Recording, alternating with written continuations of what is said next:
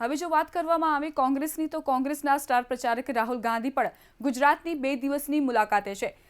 રાહુલ ગાંધી પણ ગુજરાતમાં પ્રચાર માટે આવી રહ્યા છે અને કહી શકાય કે તેઓ પણ સંબોધન કરશે, મોટી જંગી સભાને સંબોધશે। વંથલી અને ભુજમાં તેઓ જનસભાને સંબોધવાના છે।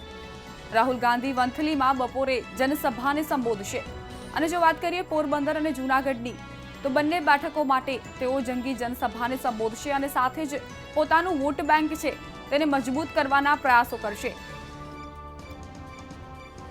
તો મહાજંગમાં આ મહત્વપૂર્ણ સમાચાર તમને જણાવી દઈએ। મંતવ્ય ન્યૂઝ આ મહત્વપૂર્ણ સમાચાર તમને આપી રહ્યું છે કે રાહુલ ગાંધી વંથલી અને ભુજમાં એક બાદ એક જંગી જનસભાને સંબોધશે। કહી શકાય કે હવે ભાજપ અને કોંગ્રેસ બંને તડામાર તૈયારીઓમાં વ્યસ્ત દેખાઈ રહી છે।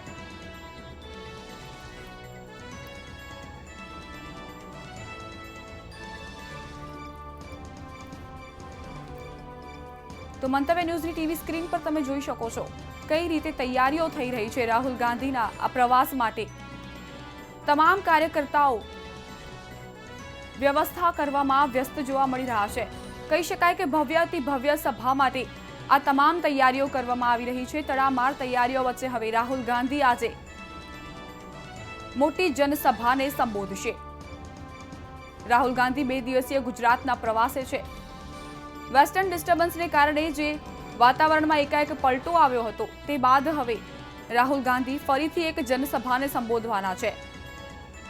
પહેલા તેમની જનસભા થઈ શકી ન હતી ત્યારે હવે ગુજરાતના 2 દિવસીય પ્રવાસમાં રાહુલ ગાંધી ભુજ ખાતે જનસભા સંબોધશે।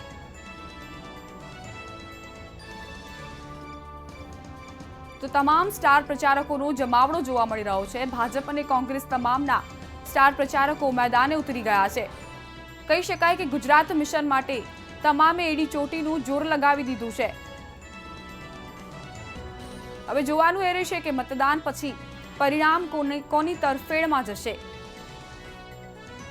2019ની આ લોકસભાની જે 26 બેઠકો છે તે એક મહાસંગ્રામ તરીકે જોવામાં આવી રહી છે। ભાજપ અને કોંગ્રેસ બંને તરફથી અથાગ પ્રયાસો કરવામાં આવી રહ્યા છે।